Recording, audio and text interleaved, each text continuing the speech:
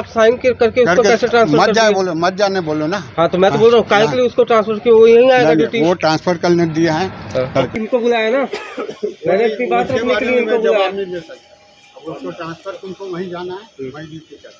Sir में management द्वारा मुझे आश्वासन दिया गया कि आपको दिया जाएगा, लेकिन फिर उसके बाद मुझे मना कर दिया गया, आश्वासन नहीं दिया, मतलब आपको हिसाब नहीं दिया जाएगा, आप जो कर सकते हो कर लो, है ना। और उसके बाद फिर यहाँ के मज़दूरों को, जो हमारे मज़दूर भाई हैं, साथियों को प्रताड़ित किया जा रहा है, मानसिक और शारीरिक रूप से इनका ट्रांसफ़र किया जा रहा है। इसीलिए आज मैं इस कंपनी में यहाँ पे खड़ा हूँ और न्यूज़ रिपोर्टर भैया जी से सब बात बता रहा हूँ।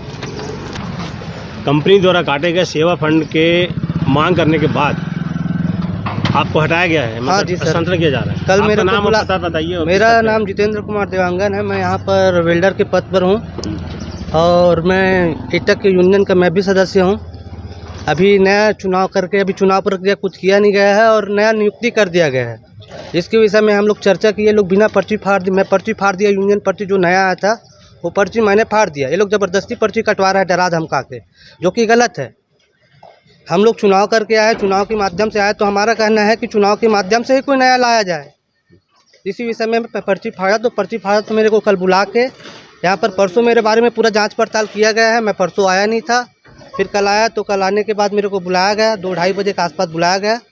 बुलाने के बाद मेरे को बोला, लेटर दिया गया, तेरा लेटर लो और दिनेश में तुम्हारा काम का ज़रूरत है, तुमको वहाँ जाना है। तो मैं बोला कि मेरे को इतना दिन तक तो क्यों ज़रूरत नहीं पड़ रहा था, अचानक से मेरा ज़रूरत पड़ गया, वहाँ अच्छा वेल्डर का ज़रूरत है बोलता है। तो कहीं भी कुछ किसी को पोस्ट से हटाया जाता है, ट्रांसफ़र किया जाता है, तो उसको कैसे ट्रांसफ़र किया जाता है, मतलब सैलरी उसका बढ़ना चाहिए। मेरा डिमोशन हो रहा है कि प्रमोशन हो रहा है? प्रमोशन के रूप से मेरे को वहाँ ट्रांसफ़र करा, तो मेरा सैलरी बढ़ना चाहिए। श्रम विभाग के नियमों के हिसाब से पैसा मिल रहा है, मानदंडों के हिसाब से।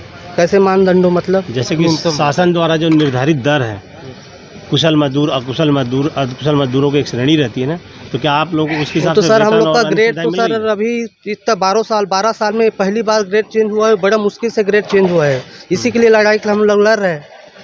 तो आपका वेतन बढ़ा है कुछ? अब वेतन क्या बढ़ा सर, वही 10-20 बढ़ा है। यहाँ पर अभी भी जो ठेका श्रमिक लोग हैं, जो कर्मचारी हैं, उनको अभी भी हेल्परों को 250 रुपये रेट दिया जाता है, जो कि गवर्नमेंट अधिनियम के तहत गलत है। न्यूनतम वेतन दर 385 रुपये है यहाँ पे, लेकिन अभी भी हेल्परों को 250 रुपये दिया जाता है और शोषण किया जाता है। यहाँ टेक्नीशियनों को अभी भी 350, 350, 370 ऐसे ही रेट दिया जाता है।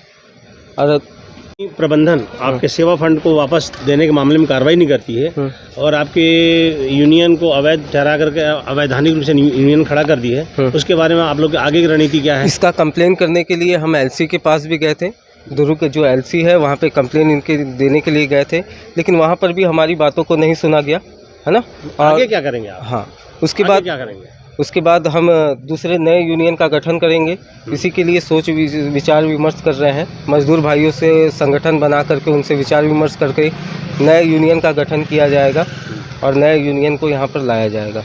बहुत बढ़िया, ठीक है।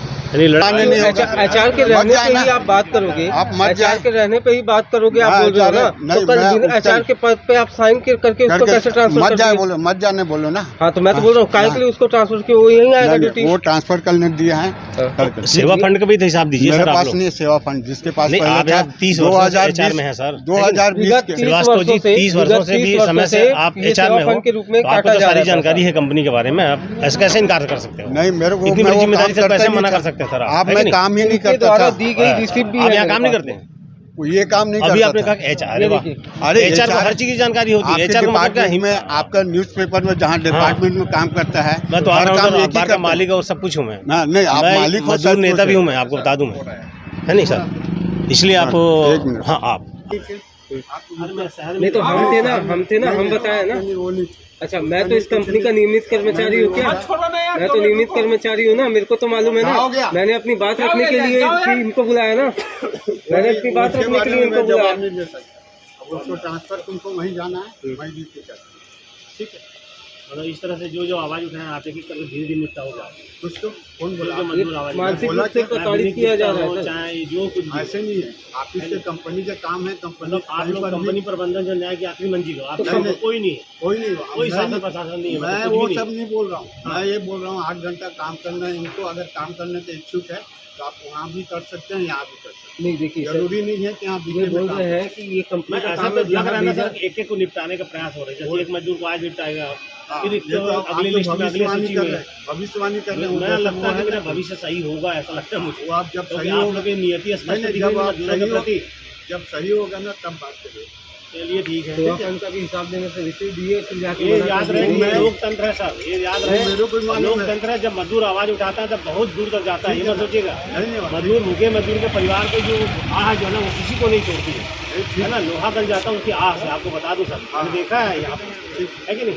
बड़े बड़े कंपनियों को मैं देखा हूँ, उनकी स्थिति बाद में क्या हुई है, मजदूरों के कारण उनकी आह लगी है, जिसको भगवान करे आप लोग मतलब इस तरह ना करें, आप लोग को वृद्धि मिले भगवान की तरफ से, मजदूरों के हित में काम करें आप, ये चाहें।